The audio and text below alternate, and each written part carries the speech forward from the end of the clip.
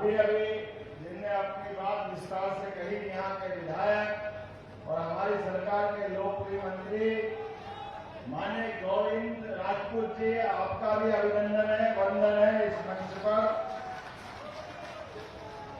जरा तालियां बजाते रहना, मैं नाम बोलते जा रहा हूँ लगातार। गौरव सिरोठिया जी जिलाध्यक्ष भाजपा, प्रदीप लारिया जी विधायक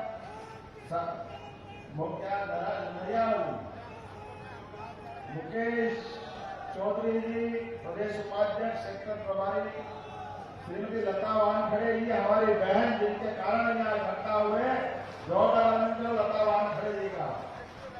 इस अवसर पर श्री जयप्रकाश चतुर्वेदी जी, विधायक शैलेंद्र जैन जी, विधायक वीरेंद्र सिंह जी, राम निवास जी, जोरदार तालियां वाले राम निवास सहित सभी विधायकों के लिए।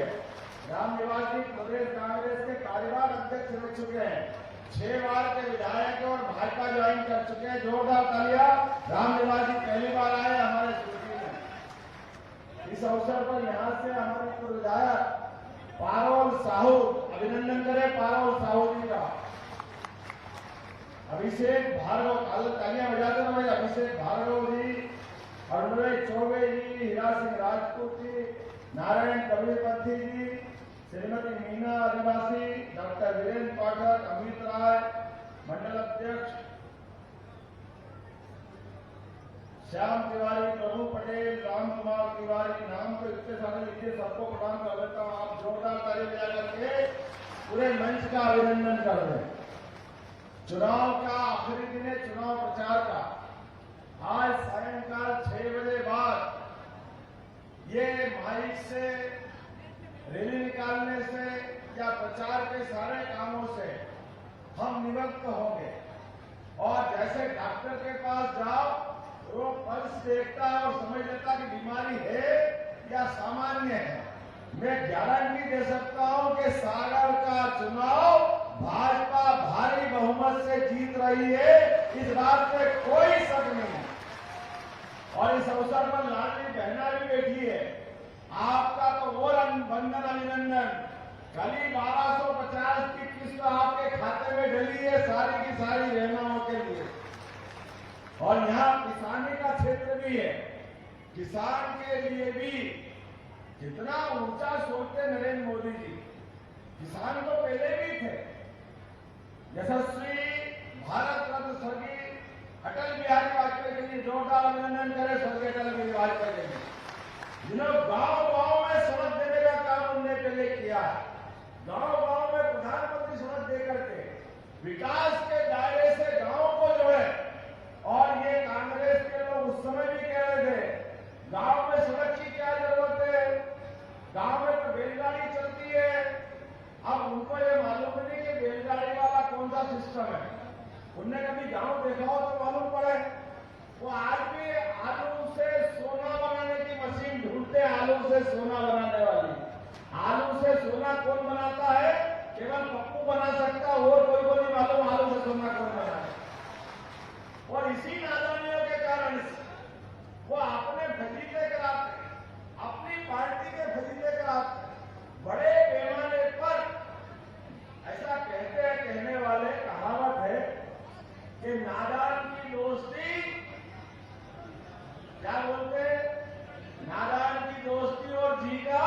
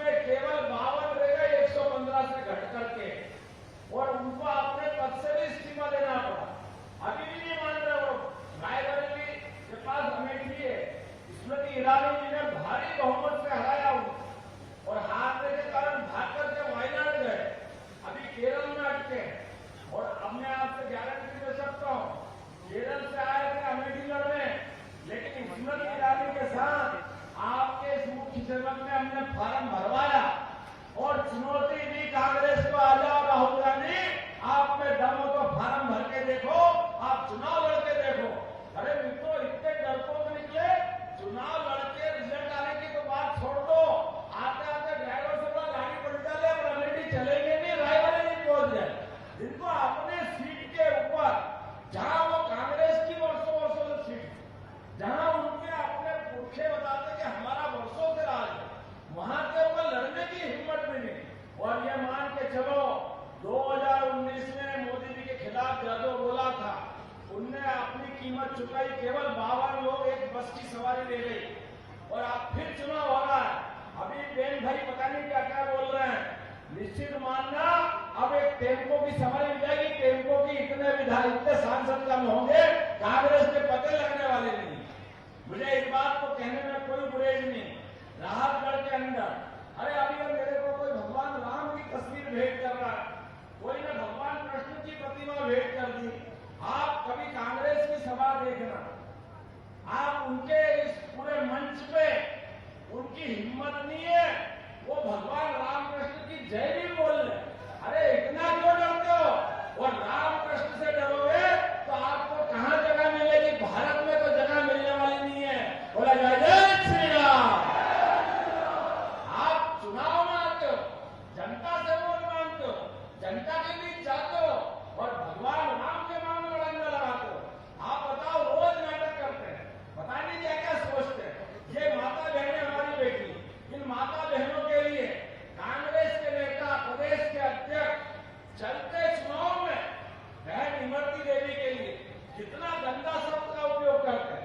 कभी कोई सोच नहीं सकता बहन बेटी के लिए इज्जत ये होना चाहिए, लेकिन वो सरेआम इज्जत उछालते हैं। और उनके बड़े बड़े नेता कमलनाथ, दिग्विजय सिंह, ये भी महिलाओं को कोई आइटम बताता, कोई कंचमाल बताता, कोई रस ढूंढता। ये बहन बेटी की इज्जत करने का सवाल है। बहन बेटियां कसम खा लेना, जो इनको बोलना तो बोलने दो, लेकिन चुनाव वाले दिन आपके मान सम्मान के खातिर पूरे प्रदेश में हवा चल रही है, उनको धूल चटा के एहसास कराएंगे कि बहन बेटी का अपमान क्या होता है, महिलाओं का अपमान क्या होता है, और वो भी दलित बहन का अपमान। कोई अंदाज लगा सकता है?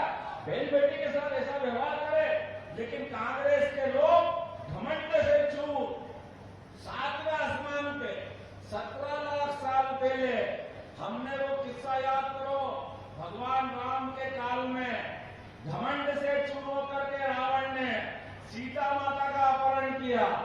लक्ष्मण रेखा की गलती कर दी थी माता सीता ने, केवल भगवान राम ने और भैया लक्ष्मण ने तो समझाया था, लेकिन जैसे जनता भोली होती है ऐसे ही अपने सीता माता भी भोली थी। वो समझिए भगवान देश में कोई भला आदमी है, कोई भूखा ब्राह्मण है, वो भिक्षा लेने के बहाने लाया। कांग्रेस के लोग ऐसी चालाकी करते शुरू से, अपने मतलब के लिए नए नए रूप रंग ला के आते हैं, नए नए रूप में आते हैं, लेकिन तब भी वही करते थे, आज भी वही करते हैं। रावण ने भी माता सीता का अपहरण करके घमंड 7वें आसमान पर था, जिसकी लंका सोने की थी, लेकिन 10 सिर से वो बात करने की हिम्मत रखता था, लेकिन घमंड माथे करके बोल रहा था। और हमने सबने देखा भगवान राम का रावण से युद्ध हुआ, और रावण से युद्ध में भगवान राम मारने लगे, एक एक करके कटने वाली गर्दनें वापस कट कट के जुड़ती गई। तो ये कांग्रेस के झूठे एक के बाद एक वापस बोलते जाते हैं, किस मुंह से बोलते पता ही नहीं चलता है। तो समझदार ने कहा, भाई साहब आप रावण को मारोगे, भगवान राम से कहा क्या आप रावण को मारोगे? रावण ऐसे मरने वाला नहीं है। रावण की मुंडी में मत लगाओ, इसकी नाभि में निशाना लगाओ, इसकी जान अपनी नाभि में है, कहते उसमें अमृत है, जैसे उसकी अमृत के ऊपर तीर लगाया ऐसे आप भी तीर लगाना। जो बोले बोले दो, इनके हाथ के पंजे पे इनका तीर लगेगा, अपने कमल के फूल का अपने आप ठिकाने लग जाएंगे आपके माध्यम से। ऐसा भाजपा का वोट देना, इतना वोट देना कि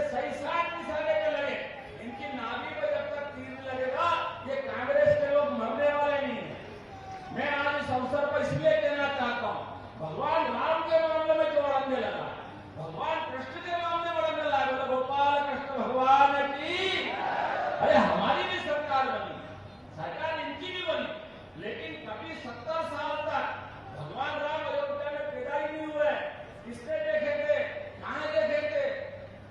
पूरा देश एक स्वर में बोलता है कि भगवान राम अयोध्या में पैदा हुए। बोलता कि नहीं बोलता? बोलो भगवान राम कहां पैदा हुए? आप बताओ कहां पैदा हुए? आप सबको मालूम भगवान राम अयोध्या में पैदा हुए। नहीं मालूम तो एक बार कांग्रेस को मालूम नहीं कि कहां पैदा हुए। वो पता नहीं इस देश में रहते कि अमेरिका में रहते। वो आज भी उनने शपथ पत्र दिया भगवान राम कहां पैदा हुए, हमने तो देखा ही नहीं, हम नहीं मानते। और ये कहते हैं कि भगवान राम का मंदिर बन गया, घर घर में भगवान मुस्कुराने लग गए। अब इनको लगा गलती हो रही कि हमारे भी राम, हमारे भी राम। अरे इनसे कहना कि भैया तुम्हारे राम है तो बताओ आप 22 जनवरी के दिन भगवान राम का घर में प्रवेश हुआ, ये आज अपनी 5 मई हो गई।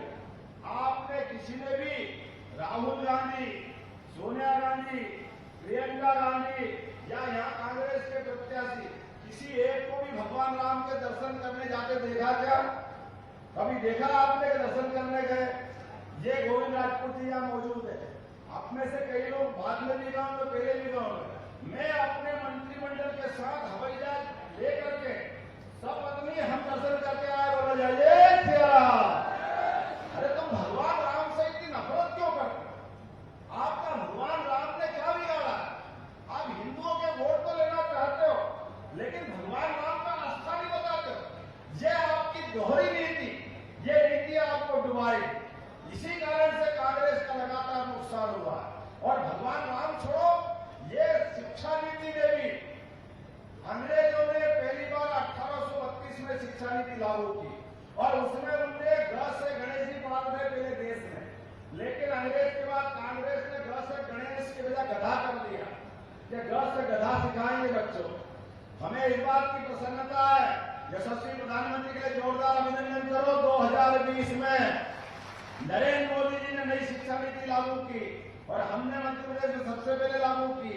अब हम अपने वापस ग से गणेश जी का अपना स्थान देंगे और गधे को गधे का स्थान आप दोगे, हम नहीं देने वाले हैं। थोड़ा देने वाले हो कि नहीं देने वाले हो? तो आज अपने बीच में आने वाले समय में आप और हम सब मिलकर के विकास के मामले में बात नहीं करने।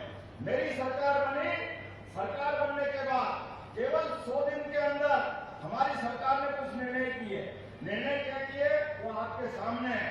हमने कहा कि हर जिले के अंदर एक एक्सीलेंस कॉलेज खुलना चाहिए। बोला खुलना चाहिए नहीं, युवाओं के लिए एक्सीलेंस कॉलेज खुलना चाहिए। अगर तो ताली बजा के बताओ अगर मेरी बात से सहमत। नए दौर के नए समय में हमारे बच्चों को पढ़ने की व्यवस्था होना चाहिए। और आप तो और सौभाग्यशाली हो, सर हरि सिंह गौर के समय से विश्वविद्यालय था यहाँ, वही कारण से वो छतरपुर चला गया तो यहाँ के बच्चे परेशान थे। हमने रानी अवंतीबाई लोधी के नाम पर एक विश्वविद्यालय खोल के सागर को सौगात दी है। बोला अवंतीबाई की अपने विद्यार्थियों के लिए हम नहीं करेंगे तो कौन करेगा? हमने दूसरा काम किया, हर जिले के अलग अलग आकलन कर रहे हैं। जिन जिले में संभावना रहेगी वहां उद्योग धंधे के लिए बड़े पैमाने पर इन्वेस्टर समिट कराएंगे, काम धंधे की व्यवस्था खोलेंगे। और जेल बेतवा नदी लिंक योजना के माध्यम से 45,000 करोड़ से आपका ये पूरा बुंदेलखंड का बेड नरेंद्र मोदी जी को जोरदार अभिनंदन करो ताली बजा करके। ये बड़ी सौगात नरेंद्र मोदी जी के माध्यम से मिली। ये पूरा क्षेत्र पानी के अभाव में, पीने का पानी या खेत में पानी, ये सारा संकट मिटेगा। पूरा क्षेत्र पंजाब हरियाणा की तरह ये आनंद में डूबेगा। इतना ही नहीं, आने वाले समय में आयुष्मान कार्ड किस किसने बनाया? हाथ खड़े करा जिसने आयुष्मान कार्ड बनाया। आप जिनके नहीं बने वो भी बनवा लेना। हमारी सरकार ने एक फैसला किया है, आयुष्मान कार्ड के माध्यम से कोई भी घायल एम्बुलेंस से घायल होकर के हॉस्पिटल पहुंचेगा और हॉस्पिटल में उसका इलाज होगा। और लगा के इसकी गंभीर बीमारी है, इनको सागर, ग्वालियर, इंदौर, भोपाल, दिल्ली पहुंचाना है। अब आपको अलग से चिंता मत करना। कांग्रेस के लोग हेलीकॉप्टर शोक मोज के लिए लेते थे, हमने तय कर लिया हर गरीब की जान बचना चाहिए। डॉक्टर और कलेक्टर तय कर लेगा तो इस राहत दल में हेलीकॉप्टर उतरेगा और उस मरीज को ले जा करके जहां डॉक्टर कहेंगे वहां पहुंचाएंगे। गरीब की जान बचाना जरूरी है, हेलीकॉप्टर का सोच मोच करना जरूरी है। गरीब की जान बचना चाहिए। ये गरीब की इज्जत करने वाली सरकार। आप बताओ, अभी राहुल गांधी कैसे मजाक करते हैं, कैसे टिप्पणी करते हैं। वो कहते हैं हमारी सरकार बना लो, एक झटके में गरीबी दूर कर देंगे। अरे भैया, तेरे को गरीबी का ग मालूम नहीं कि गरीबी होती क्या। तुमने सोने चांदी की चम्मच से खाना खाया, आपको मालूम नहीं गरीबी क्या होती। और आपके इतिहास को देखो तो आपकी मम्मी ने 10 साल सरकार चलाई, अपने खानदान की तरफ देख लो, वो गरीबी दूर नहीं कर पाई। 4 से 14 सोनिया गांधी की यूपीए की सरकार चली, इसके पहले इनके पापा की सरकार चली, राजीव गांधी की 5 साल उनने सरकार चली, वो गरीबी दूर नहीं कर पाया। इनकी दादी इंदिरा गांधी ने 17 साल सरकार चली, वो गरीबी दूर नहीं कर पाया। इनके नाना जी, परनाना जी, जवाहरलाल नेहरू 18 साल उनने सरकार चली, सब मिला के 55 साल तक सरकार चली, ये गरीबी दूर नहीं कर पाए। और ये जनता को मूर्ख समझते हैं कि आप हमको सरकार बना दो, हम गरीबी दूर कर देंगे। ये झूठ चलेगा नहीं। जनता हिसाब करना जानती है। पहले 55 साल जो तुमने पाप किए वो सब याद है। और आपको और ज्यादा महत्व के लोगों, आपने, हमने, सबने देखा, जैसे मैंने भगवान राम की बात बोली, राम जी का आनंद आया कि नहीं, बोला जय जय श्री राम। और बाबा महाकाल का आनंद आया कि नहीं, बोले बाबा महाकाल महाराज की। जब राम जी का आनंद आ गया, बाबा महाकाल का, महालोक का आनंद आ गया, तो जगन्नाथ जी के कृष्ण कन्हैया ने क्या बिगाड़ा। और उनका जयकारा होना चाहिए कि नहीं होना चाहिए। वो सब बुला रहे हैं कि आपकी बार का वोट कृष्ण कन्हैया को मुस्कुराने के लिए। बोला सब तैयार है कि नहीं है? तो आप सब अपने स्थान पे खड़े हो जाओ और बांध लो मुट्ठी अपनी और संकल्प करो, आने वाले समय में यशस्वी प्रधानमंत्री मोदी जी के नेतृत्व में एक एक वोट भाजपा के पक्ष में पड़ेगा। और भाजपा के पक्ष में पड़ने वाला वोट हमें गोपाल कृष्ण को मुस्कुराने का मौका देगा, भारत को दुनिया का नंबर 1 देश बनाने के लिए मौका देगा। हम सब तैयार हैं? इधर तैयार है? भाजपा के पक्ष में वोट देने के लिए तैयार है? ये माता बहने तैयार है? तो कोई भूलना मत, 7 तारीख के दिन एक और जानकारी हमारे गोविंद भैया देने का, बताओ। पहले जोर से तालियां बजाओ। देखिए, हमारी 7 विधानसभा थी, अब हमारे आदरणीय मुख्यमंत्री मोहन यादव जी के कार्यों से प्रभावित होकर बिना कांग्रेस की विधायक निर्मला सप्रे भी भाजपा में आ रही हैं।